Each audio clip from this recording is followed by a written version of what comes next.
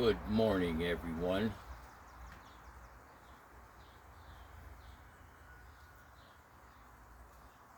Welcome back to my channel. Make it an amazing day. Make it.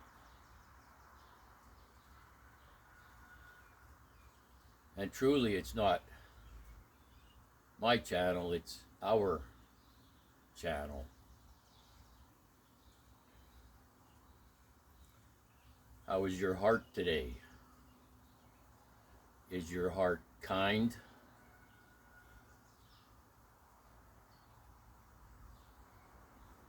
How is your mind today? Is your mind calm?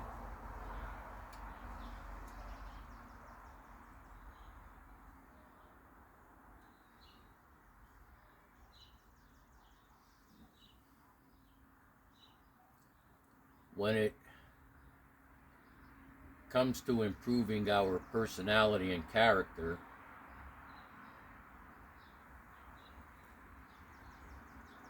typically we are provided with several options. There are several methods to doing it. The first is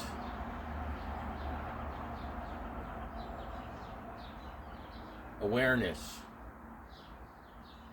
We become aware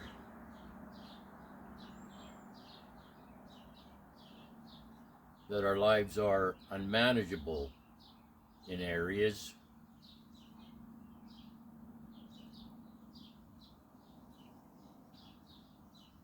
and awareness is the first step of this journey to improve our quality of life.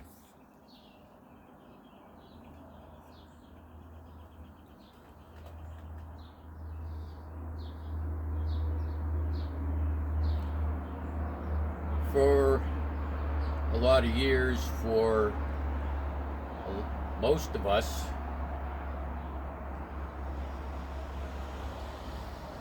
we've reacted to the negative circumstances of life by blaming other people.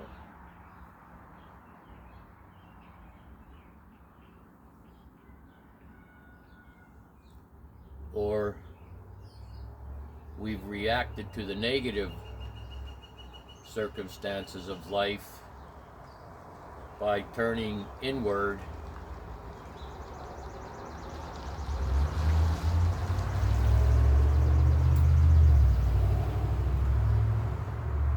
and blaming ourselves.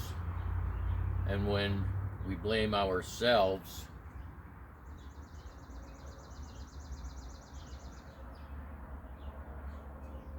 what I mean is, we feel we've been dealt a bad hand. I don't deserve this.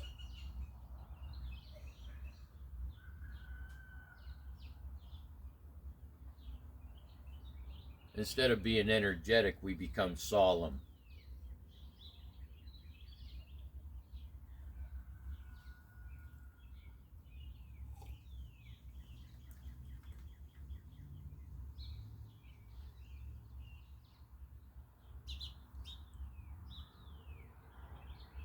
This channel is transforming into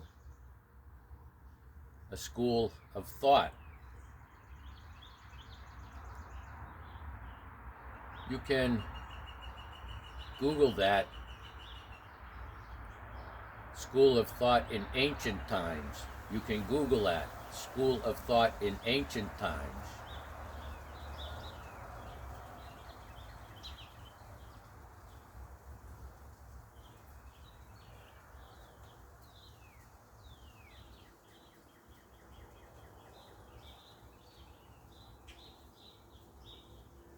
Most of us are probably familiar with that song, "Row, row, row your boat gently down the stream."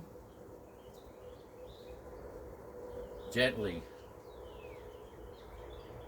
down the stream. Gently is the word that becomes an orphan.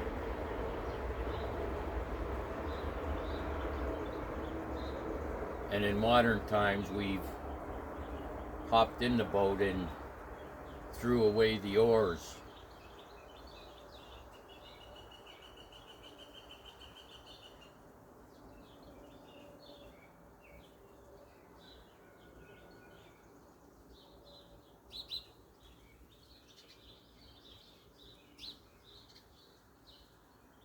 When a person comes to a point in their life and begins questioning what's going on around them, activities around them, activities that we're involved in, something's not right.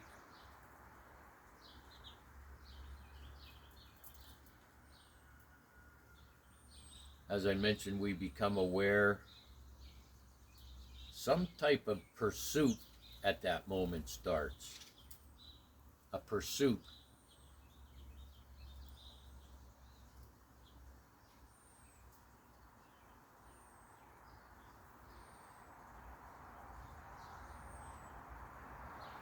The question is, where do you get your answers from? Where do you get your answers from?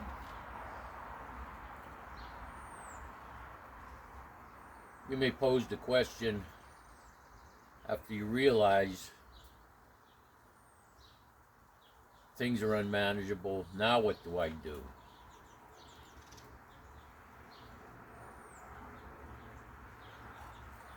You may ask your family or your friends what to do. You might be told, just forget about it. You might be told you're thinking too much. You might be told it's not your fault, it's their fault. You might be told, well, you need to get a new job then. All these things.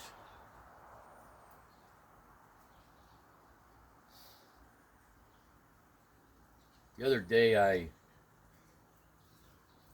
had a comment from a person. They disagreed with my view that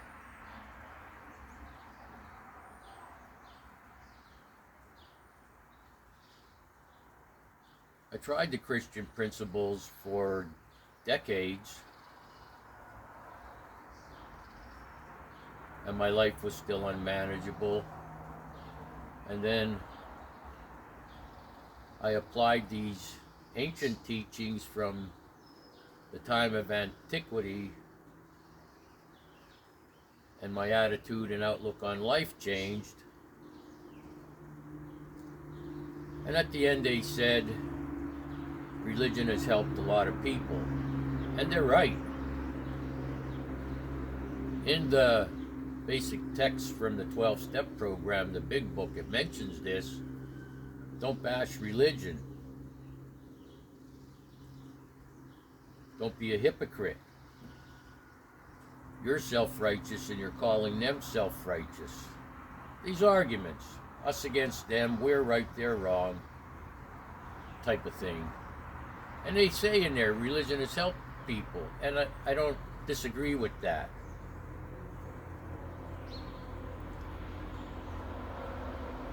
I don't come out and say, well, stop doing this and do this. I tell you what my experience is. And if you care to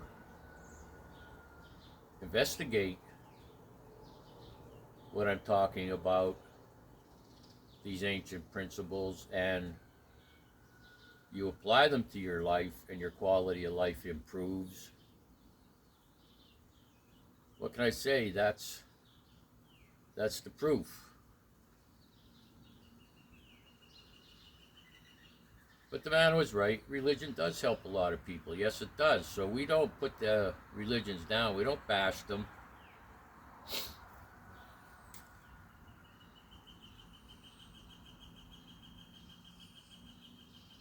I noticed this decades ago in a 12-step program. Newcomers put down a drink.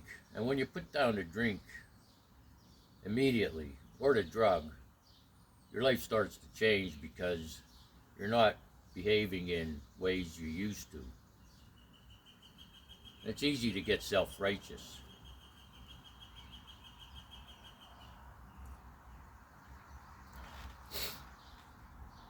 The question now becomes,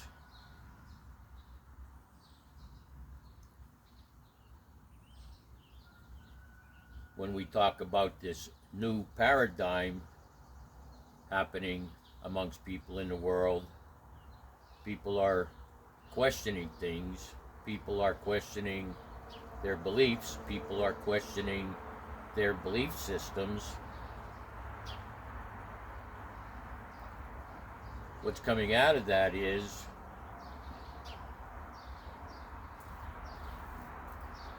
we realize something's amiss, applying our old beliefs, and we hear people talking about studying other methods and applying them to their life, and they're having good results, improving their quality of life. Now, I mentioned this before, I'm not like a strict, I don't adhere to one spiritual pathway or religion. I mix it up, actually.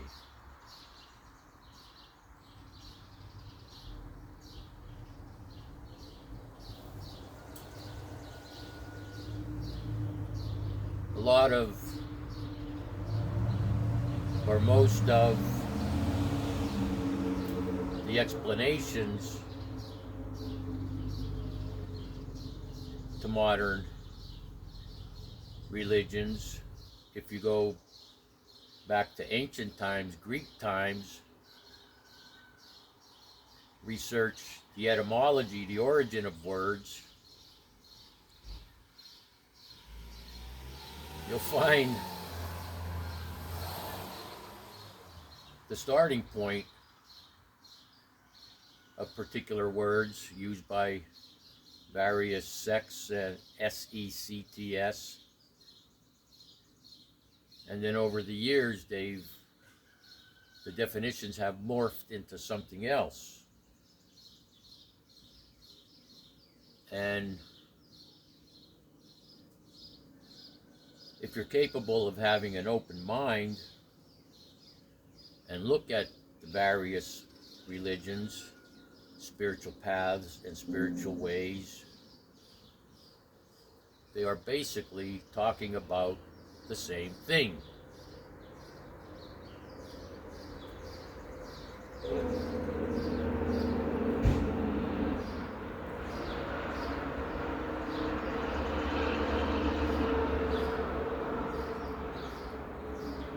One of the driving forces that brings us to question the methods, concepts, and ideas we use is fear. Fear.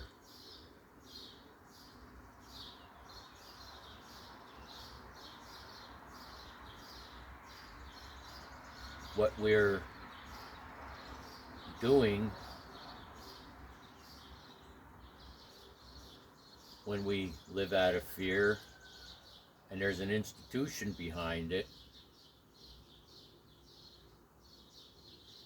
I'll use this as an example, and I'm not bashing religions. There's a Bible verse that is appointed for man once to die and then the judgment.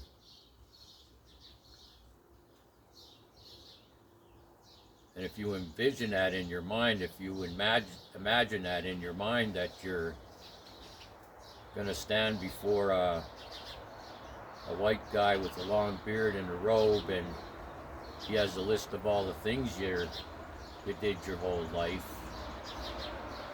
You don't want to be judged. Who wants to be judged like that? And so, I don't want to be judged that way. All these things I did. So now I'm going to start acting this way out of fear. And It's not a sincere or authentic exercise, if I could put it that way, to improve your quality of life. In other words, you're doing it to impress other people or to show other people, oh yeah, I've changed, look.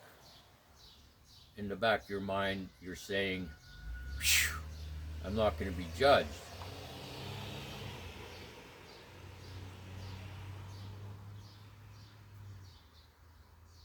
I'm not condemning that either. This is how the process works.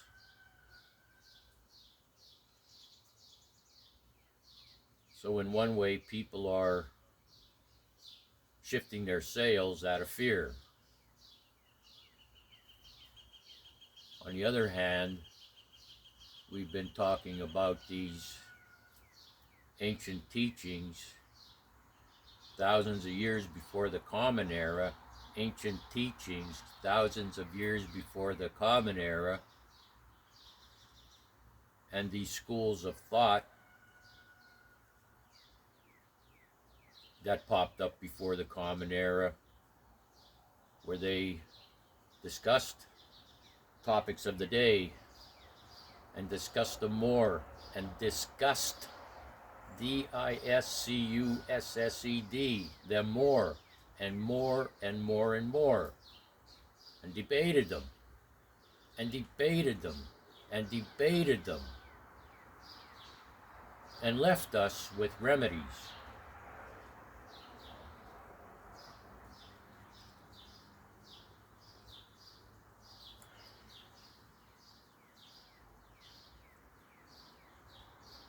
Those schools of thoughts where philosophers, mystics, spiritually intelligent people discuss these matters for hours on end, have morphed into institutions here and there with books that say certain things, messages, stories, or parables. I like the parables of Jesus, the stories. It's one of the reasons I think that I developed into a storyteller, that from the parables of Jesus to get a point across. Here's an example, in other words. But these schools of thoughts have morphed into strict and rigid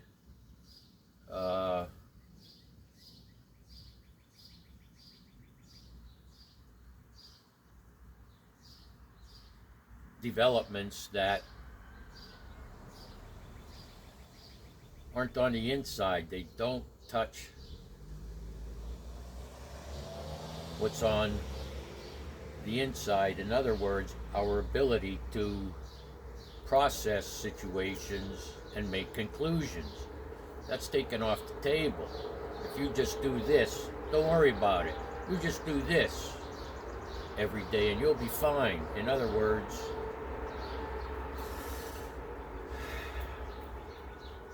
do what you have to do to not be judged after you die, type of thing. Maybe I didn't have this experience, however. And maybe just going to church on certain days, taking these Bible verses and saying, yep, and not looking into them or questioning or discussing in great length what they mean. Maybe that works for you.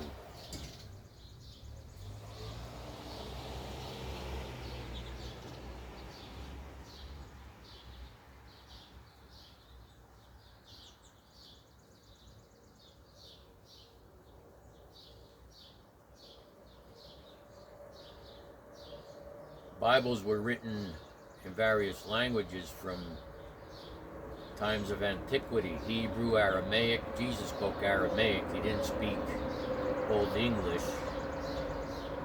Greek, Latin, and there were translations of translations of translations of translations. I put a video up that I forget exactly what it is, 10 differences in the Bible, 10 changes in the Bible. It's not 10 changes in the Bible, it's changes in the translations.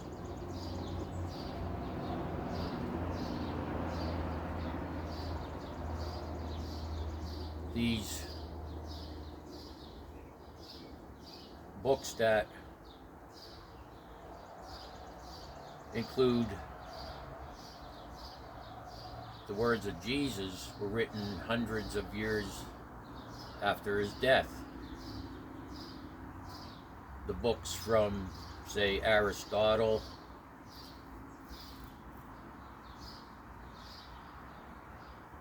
the Stoics back in those times, ancient Greeks, were written in real time by scribes and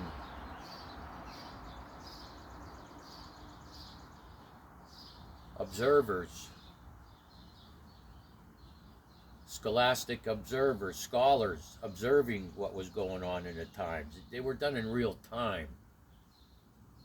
And don't say, well, don't judge it, that they're in real time writings outweigh the writings hundreds of years after Jesus, because, as I said, those writings have helped people.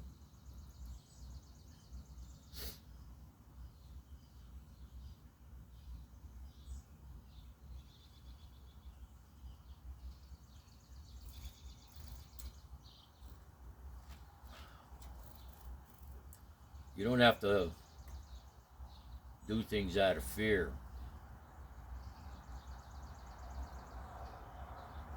I want to explain that sometimes people come to this channel and leave comments and don't understand what goes on behind the scenes. Most people here, it's fair to say, have been mistreated growing up, have not had advantages like other people.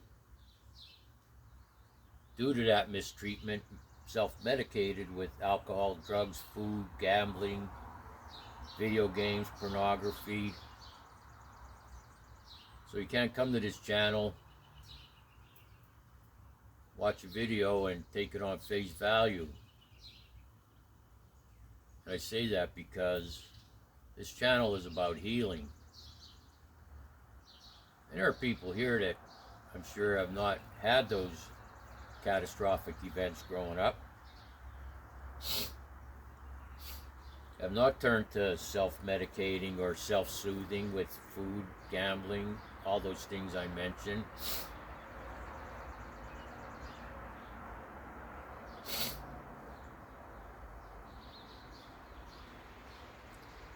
So there's more than what people see on the surface or from a title of a video.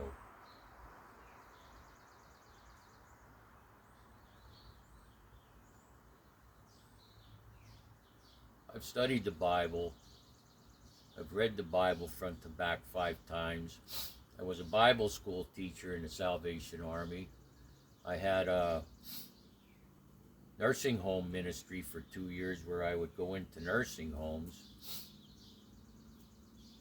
I remember one time I was in a nursing home and one of the workers asked me, would you please go up to the Alzheimer's unit? Nobody goes up there. This was a whole new experience for me. I'd never considered that, but it was brought to my attention for some reason. So I started going there as well. I split the time with patients on other floors in the Alzheimer's unit. So they're there sitting at tables.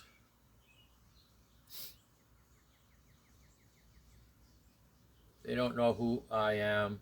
They don't even know who they are. They have some craft project in front of them, but they're just kind of playing around with sticks and pieces of material and things like that. And one of the nurses in that unit said, I'm going to make a suggestion. You just might be amazed with these people that, you know, they're lost. They're still living, but they're lost. Sing some gospel songs. And so I started doing that, and it's amazing. They would stop what they were doing and sing those songs, and they knew every word.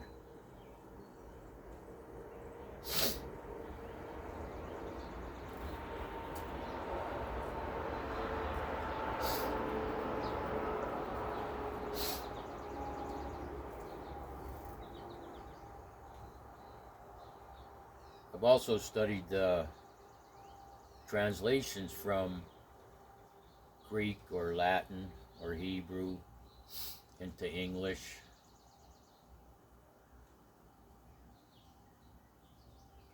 I've studied the origins of Bibles. There were many Bibles written before the King James Bible in 1611.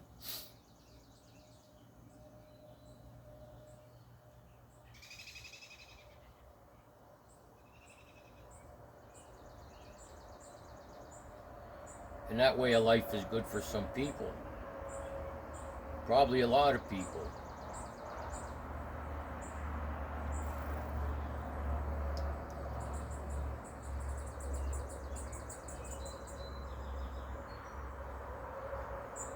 What we're doing here is,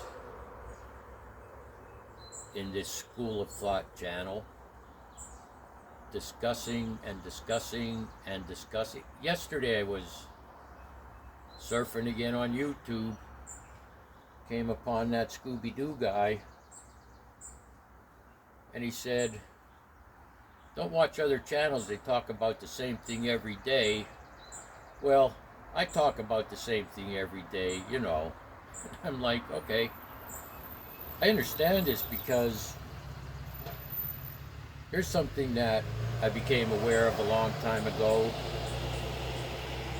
The ancient masters said oftentimes the teachers, spiritual teachers, we will contradict ourselves. And it's different if you're one person with a camera speaking to an audience somewhere around the world via the internet. You're not sitting down like they did in times of antiquity in these schools of thoughts and having group discussions. So I get it.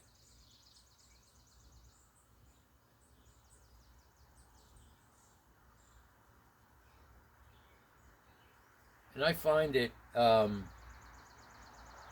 harmful in a video I find it not harmful to mention something that I mentioned yesterday, that I mentioned the day before and last week. Nuggets, spiritual nuggets, that I feel we need to be reminded of every day so we don't go backwards.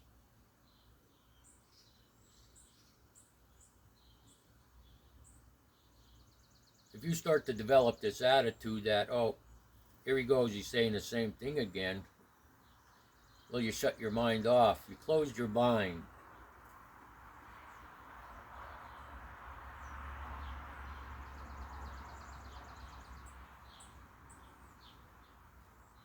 Once these practices have been grooved and you develop a routine, the time it takes isn't long.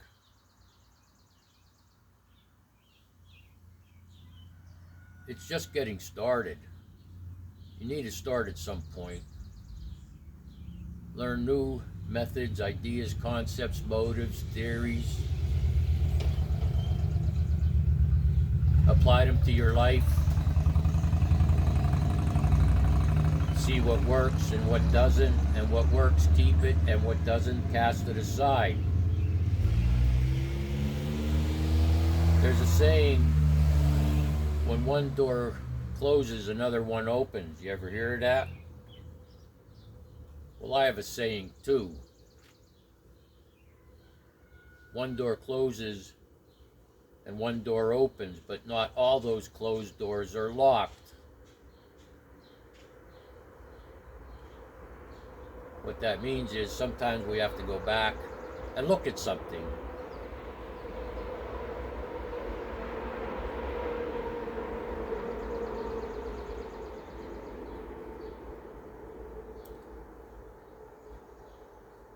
Every morning I get up, go to the bathroom, grab a coffee, and sit on my deck. Listen, I don't adhere to one spiritual pathway religion, so I come out here and sit 5 to 10 minutes with the coffee. I'm not going to be wearing the garb of some Buddhist monk sitting in a lotus position and chanting for an hour. And I'm not saying that's wrong. What I'm saying is, this method I use works, okay? You may not agree with it. You may want to be more strict about it. I just think it's kind of goofy sometimes when I see a person from the West, like a white person, dressed in foreign garb of a Buddhist monk or Indian guru, and their accent is like people from India. It doesn't seem authentic to me. So, and this is what we find in these schools of thoughts. Okay, Johann does that, it works. I've done that, and I've been able to add on to it, and we discuss these things. We can't discuss it face to face, really, because of how we're doing this on the internet. But I've shifted the focus. One of the focuses to this channel is like the schools of thoughts of ancient times, at times of antiquity, where we discuss things.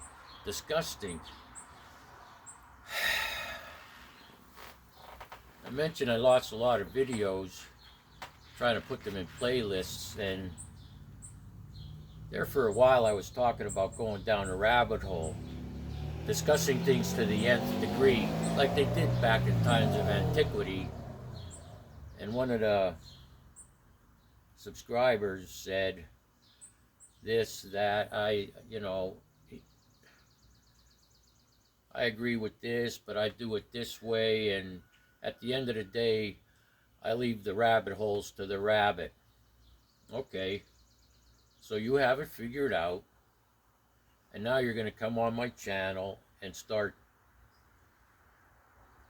I don't want to say berating, but starting trouble, If you have it figured out, if you know all the answers, make your own damn channel, okay? Make your own channel.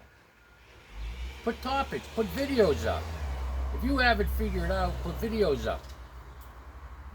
Reminds me then of what I talked about earlier about that fella that he quoted a little bit of scripture, and obviously was a Christian. I have nothing against that. And then at the end said, religion helped everybody. So I clicked to go on this channel, and this isn't the first time this happened. Most of the time they're brand new, but they have no videos. They don't do teachings. They don't explain their side. So they just hop around because they have these verses memorized. That's how they're going to live. If you don't do the sinner's prayer, which isn't in the Bible, you don't have a relationship with Jesus.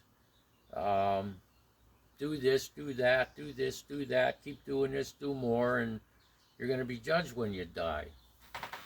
Like I said, if you believe that, that's okay with me.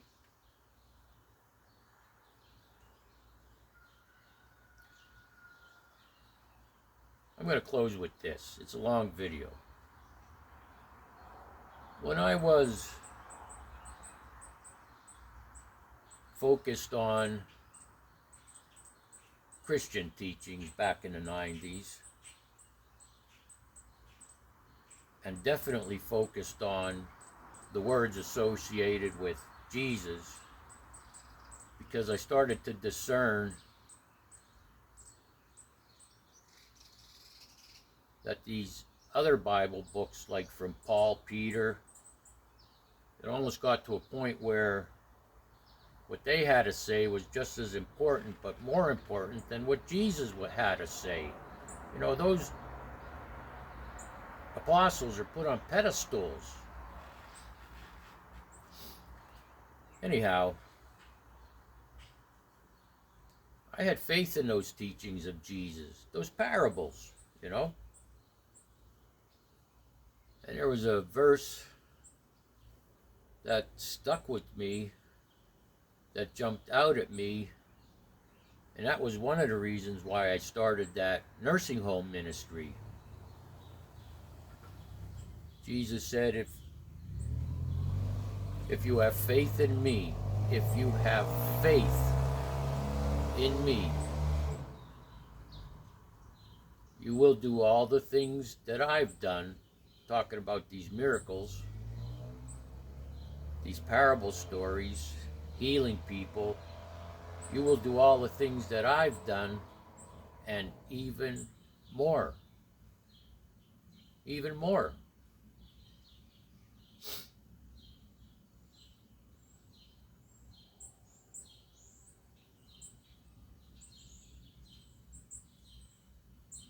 Make it an amazing day. Make it. It's your choice. It's your decision what kind of day you're going to have. And make it an amazing life. It's your choice. It's your decision what kind of life you're going to have. So make it a good one. Thank you for listening to this teaching. Thank you for subscribing, liking, commenting. Keep your heart kind, and keep your mind calm.